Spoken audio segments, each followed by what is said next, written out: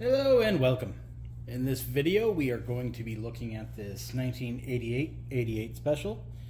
88 Special being a commercial engine, it should have no VRO pump, and it may or may not have a power trim and tilt unit depending on what model you have. This one looks like it does. So we're gonna go through it and see what we think of it basically. And here is the ad. It states Johnson 88 Special outboard motor runs fantastic. 130 compression in the lower unit on it is locked up, so it needs the lower unit repaired. Great motor. Comes with everything and control handle. So according to the seller, we have a good motor that needs a lower, repaired or replaced. And otherwise, it's a good running engine. Should have everything we need, including the controls. So let's dive in. Let's show you the controls first. And here they are.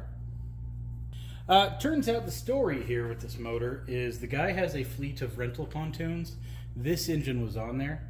Turns out the lower died and the shop wanted $800 to repair or replace it. He decided just to replace the whole motor, took this good running other one and just decided to sell it for, you know, parts or repair or whatever. Just basically motor, no lower unit. When I got there I said, well, where are the controls? Oh, I have them.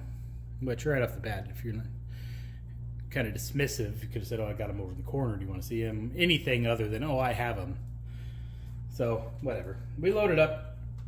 Let me go grab the controls. He walks in the back room, which if he came back with the controls, cool. He comes back with nothing. Oh, they're at my buddy's house where I took the motor off of. Of course they are. Could have told me that earlier. He says, well, my buddy's off work in an hour. If you want to hang out, you can. If you want me to drive him up there to you, I can. I come up your way all the time, so it's no big issue, blah, blah, blah. I said, yeah, well, I got my kid with me, so we'll go to local park. We'll hang out till then, and yeah, we'll just drive back up here. He's like, oh, okay, well, do you want to just pay me and then pick it up when the controls are here? It's like, no. Here's half of what we discussed. Like, oh, okay, cool. So, hour rolls by. Text him a little later. Hey, you ready? Oh, it turns out my buddy had to go pick up his son out in some other faraway land in Arizona, so he won't be back for a long time. You want to just meet up later? So I'm driving up there tomorrow. Oh, yeah, sure, that works. So the engine with controls turned into nothing. And here is his money, which will await here should he ever show up with the controls. Now, hopefully I'm wrong. I think that's going to be sitting there for a long time. So let's look at the motor now. Right off the bat, notice we have two holes here. This is common. People drill holes in there to change the thermostats. Not a big deal necessarily, but it's notable. I mean, once you start drilling holes for ease of something, what else is easily done or skipped over? I don't know. Anyways, it's just notable. Rotating the motor here. Broken rear thingy, no problem. It was sitting on its back. Probably common. We have a missing lower mount cover and all associated hardware. So that is not good. We still have this one. But a gaping hole where that once was. The lower pan has a little access panel here that's installed. I've never needed to remove this. I don't know why people do, but it's not there. I have it. It was just removed for some reason and never put back on. So, a little weird there. Let's get the hood off. Right off the bat, I noticed we have custom made, or at least custom spark plug wires, which I don't like seeing because I don't know. It's kind of, I don't know. I just don't like them. So these are Boxoto Professional Manufacturer of Ignition Cables. So, I mean, they say professional manufacturer of ignition coil cable right on them. We do have a power trim and tilt unit in here. It is not native to the motor, which means it was, added on, which is not a problem. Probably newer than the motor, so good. On the back of the motor here, we have a custom aluminum plate, which mounts the transom-mounted power trim and tilt relay box. Behind here, see these two bolts? There's two studs there, or two little bosses, that the factory power trim and tilt box that should have been here would have been installed. So this is from when they went from a 2-wire power trim and tilt motor to a 3-wire power trim and tilt motor. In those early years before they started adapting it onto the power head, you'd have this box which screwed to the transom of the boat or the floor of the boat or the battery area of the boat, wherever in the boat. This box it's early. It's, I think, 82 and 83 you'd see these. Maybe even all the way up to 84. But they didn't last. This is a 2-wire unit, which is, later, not the 3-wire. They do have 3-wire ones of these too. So this isn't necessarily supposed to be here. Well, it's guaranteed not supposed to be here. It should be on the transom of the boat. This is fine, I guess, but it's not supposed to be there. Our wiring is falling apart. We need a new wiring harness, which is common, but it's not common on a rental boat. You should never see this. That's just, you don't rent that to somebody. The front air cover was removed. I have the base, but I don't have the cover. So that was removed. Oh, and no hardware. So it was probably used, or it was probably removed during a carb cleaning, and it stayed removed. With the carbs, if you notice, we have a broken little linkage retainer, a little clip that would go there. It was replaced with one of these generic kind of, whoops. I don't know, you'd see them on like lawn equipment and stuff. Just a little retainer clip. The problem with it is it allows slack. So when you go to move the roller, it's got to bend, or it's got to bind up onto the pin before it starts moving. So the throttle plates on these two carburetors won't perfectly be in sync. Does it matter? Maybe not. You may notice a slight more shake than normal, but you shouldn't be doing it anyway, because the top of the motor is going to be getting more fuel than the bottom, or vice versa. So that's a little. That shouldn't be like that. Now I get it. It's $9 for that little part, and it's expensive. On the lower shift linkage here, this piece that would attach to your throttle cable is broken off. It was then drilled out and replaced with just a generic bolt with a little retainer clip holding it on. That works, but maybe you should have replaced it. But then again, you really go through, you got to pull the power head to get this rod off to replace this rod. Is it really worth it when you can make do with what you got? It's notable, but I wouldn't necessarily say that that's really a problem. It could have been done better, I think, putting a bolt the other way with a nut. I don't know. We're missing the cotter pin that holds in the linkage into its spot, but when the lower came off, that probably went with the lower. So, not a big deal. Our solenoid wire is falling apart, but it doesn't look like our valve is cracked up top, so that works.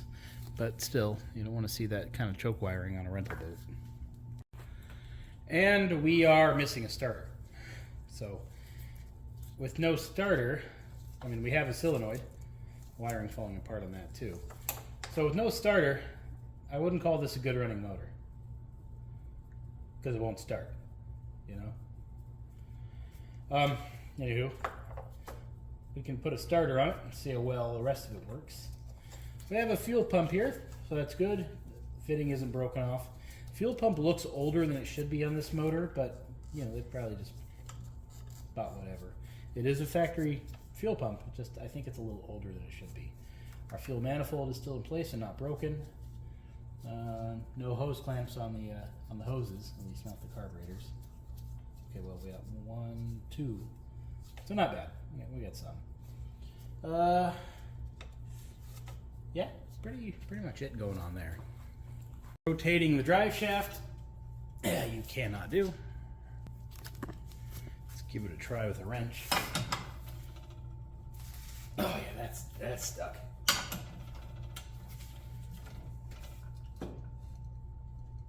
Yep, that's broken.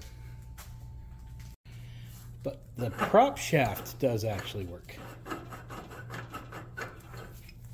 Usually in the late 80s engines here, pretty much any 80s motor, good running low hours, I usually see about 90 psi. The early 90s V4 powerheads, you know, like a 92, 93, that's when I see 120 on a good running low hour motor. 120. I've never seen 130 on a V4. May happen, I've just never seen it. Now, could that have been a lie? Maybe not. Because you gotta remember, the quality of gauges is all over the place, you know. His gauge may read higher than it actually is.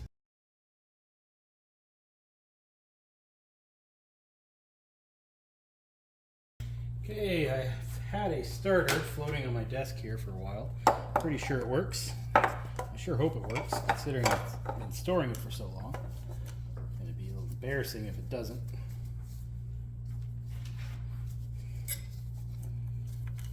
Pull the starter onto it, give it some power, and do our ignition and compression check. Should be noted as well, I took off the engine harness because the wires were so bad. If the stop wire, which is deteriorated, is touching the ground wire that is deteriorated, we'll get no spark out of it, even though it may function just fine. Now, I could have just unplugged it, but I wanted that old wiring out of the way. Also, I wanted that power trim tilt box off of there to see if the self-tapping sheet metal screws that were installed holding it on did any damage to the back of the exhaust manifold. Yeah, the back here. It didn't, it's fine. So they probably got lucky or measured when they installed that. Also, I think the power trim and tilt that's in here is part of an add-on kit, because it's pretty nice, as is that box. I don't think those are used parts they installed. Those look like I said, a new retrofit kit. New old stock, of course. Alright, let's find some battery and some cables. Okay, battery cables are hooked up. Well, at least the negative is.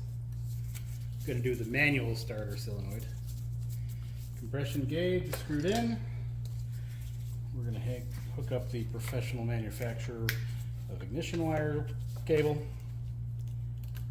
and we'll see if we get spark. Yeah, looks like a good place for it. All right, let's see what happens. Oops.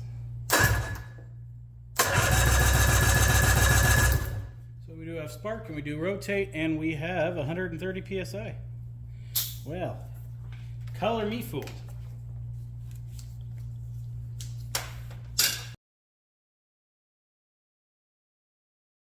So we do in fact have even compression at about 130 psi across all four cylinders. We do have one leaky coil over here, number one. This guy, it's sparking all over the place. But we do have spark on all four cylinders, and we do have compression even across them all. I am baffled. I was not expecting that. Now, why do we have that high numbers on an old clunker? I don't see 30 over on the pistons. Usually it's got, if somebody rebuilt it's got a stamp on it. I do see some buildup of mucus, but not necessarily scoring or anything.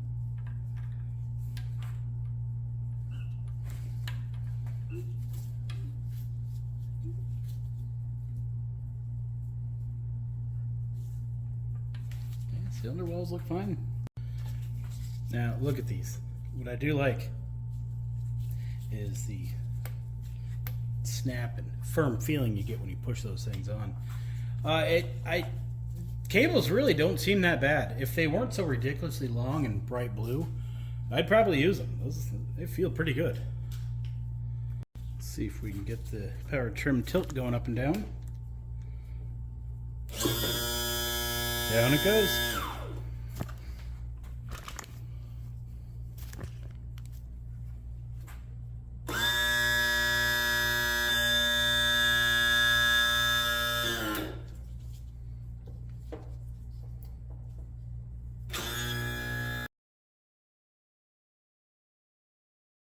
Okay, on the floor that you can't see, I have about a gallon of starting fluid, aka 50-to-1 premix.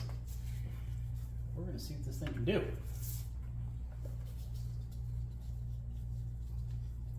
We'll have no real throttle of any kind. This is dumb. How am I doing this? I'll put some gas in there, huh? See what happens. All right. Probably going to burst into flames given how close my manual start is. This is a dumb idea. But when in Rome. And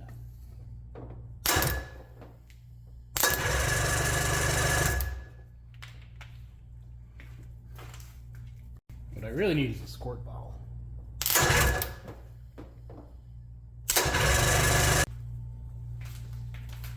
All right, it's gonna crack the throttle open a lot. Spray some gas in there.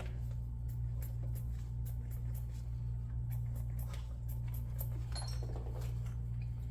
throttle down. Give it just a pinch. And let's see what happens.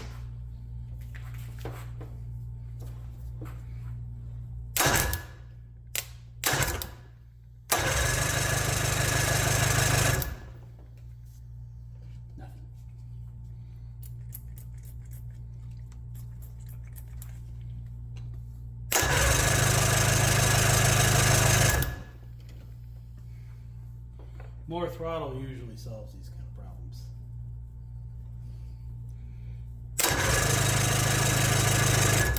By more, I mean less.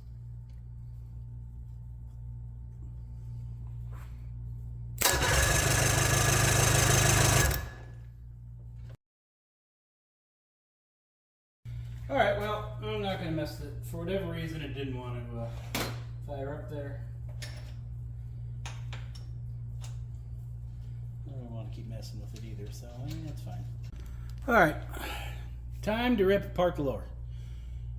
Under usual circumstances, I wouldn't like doing this, but there ain't no oil in this one. Therefore, it'll probably be a lot cleaner for me. Therefore, not bad. So yeah, let's rip it apart, see what it looks like.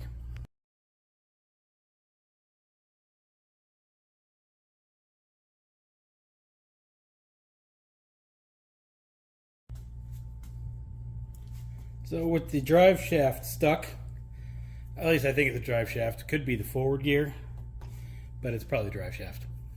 Anyway, so with that stuck, I can't get the pinion off. Can't get the pinion off, can't get the gears out. So the only thing I can do is cut it out. So got a mark laid out, and hit the grinder, cut those out, get that pinion out of there. All right, I got an access port cut in here, so I can get to the spring now. What I really need is the other side of the spring, but I'll take what I can get.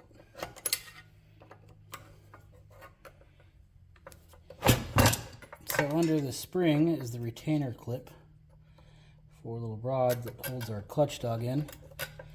When that falls, I can pull the prop shaft out, which should give me just a pinch more room.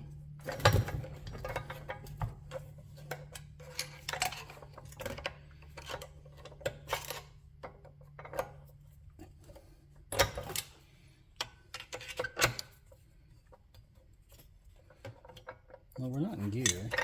Yeah, can turn it. Good.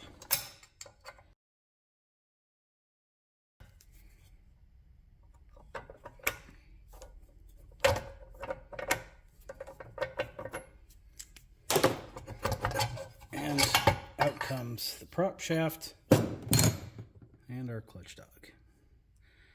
It's pretty not bad. Yeah, it's not bad at all. Clutch dog, probably fine. Pin, a little bit of rust, but probably reuse that. Now, I'm gonna get that nut off. Pretty easy to get the nut off that way. Now, we may be able to slide off the pinion, but it's probably still gonna be hung up on the forward gear, which with any luck we might be able to wedge free just a pinch.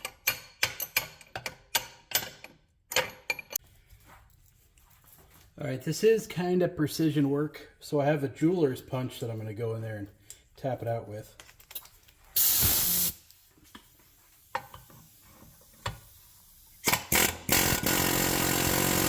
Oh, that ain't moving at all.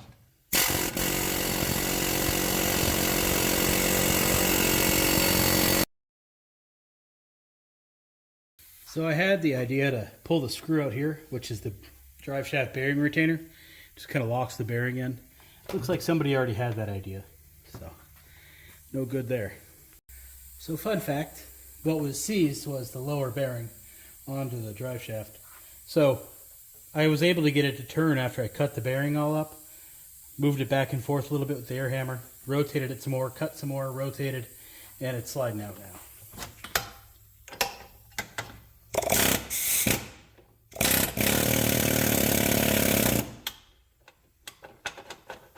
Probably almost get my pinion off. There we go.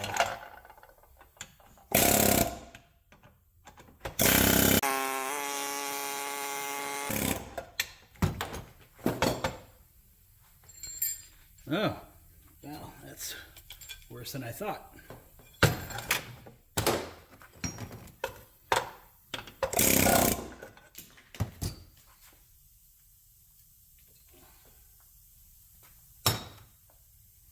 Pinion looks pretty good, all things considered.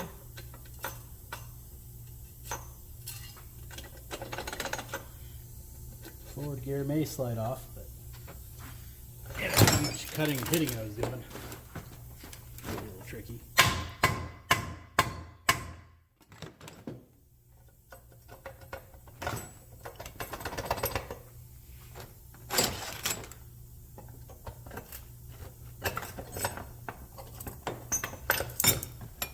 And there's our forward gear, thrust bearing, junk, but the forward gear itself, once we get past the rust, not too bad.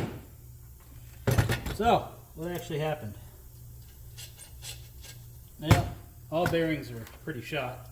That one rolls, but the rollers are all one piece now, so that don't count. And our bearing carrier here, these bearings don't turn either. So we completely snapped the snout off the drive shaft. I don't think I did that. I think may have been running when it finally gave up, thus breaking it. And the lower bearing rode on those two halves. So this bearing actually slid up, so it was about halfway. So the bearing was seizing both halves together. Because if this broke, I may have been able to just slide the pinion out of there. But since the bearing was holding it all together, it wouldn't move. And you can see what's left of our bearing. Basically no oil, time, rust, running, heat, etc. Broke the drive shaft, bearing, and basically the whole lower unit. Well, here we are on day 2. Spent way too much time yesterday taking this thing lower apart. But got some halfway decent gears out of it, which means I can fix up one of my clunkers of a lower unit over there and yeah, put them to good use, I think. I took the carburetors off, cleaned them, just in case. I was kind of wondering why it wouldn't kind of hiccup and start yesterday, so I was thinking about it. We know our drive shaft was broken in 2 places, and the bearing was seized up. Chances are that happened while it was running. Probably running it without oil in there, which seized up or overheated that bearing, seizing it up, snapping our drive shaft. So if the engine was running when that happened, it comes to a sudden halt. The flywheel may have a sheared key, which is kind of what I'm thinking, which would explain why it didn't even kind of start. So I'm going to pop that flywheel off and we will find out.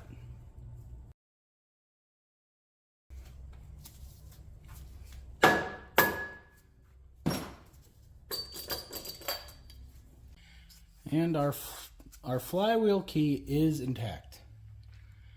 So why wouldn't it hiccup? Don't know.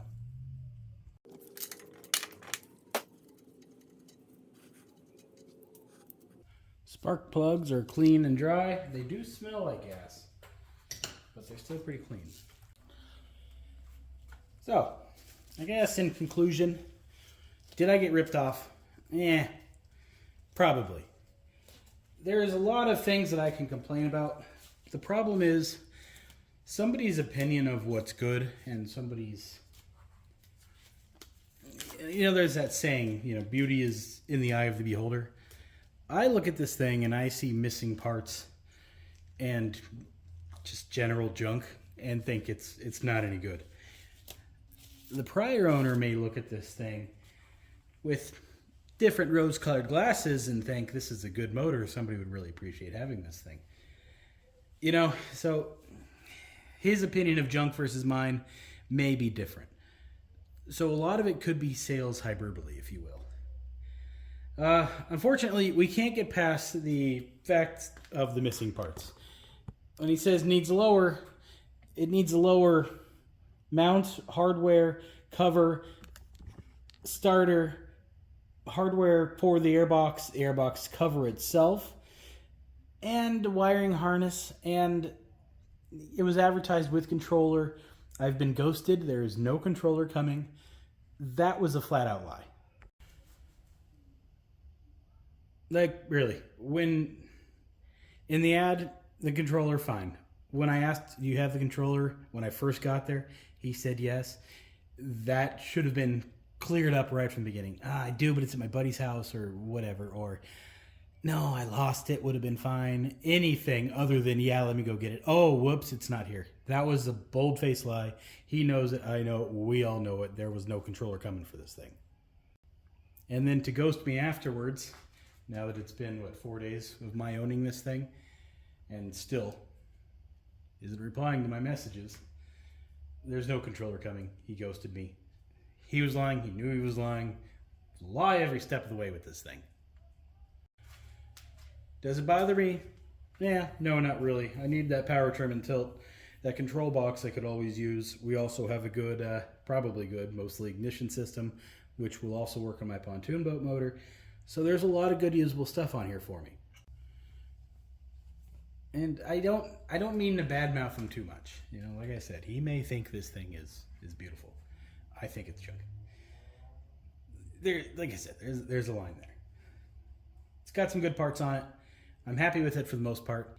But did I buy it from a person or a business? Because this was part of his business asset. If I'm buying it from a person, whatever, load in the truck, thank you very much. Have a good day. From a business, you lying con artists.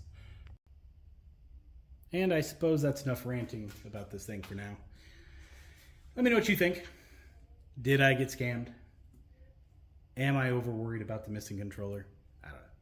If the controller shows up, I'm going to update this video. So if you're watching this in the future and there's no controller update following the ending, I never got the controller. Join me next time, where in the summer I will go rent one of his rental pontoon boats, and we will see how bad it actually is. So, see you later.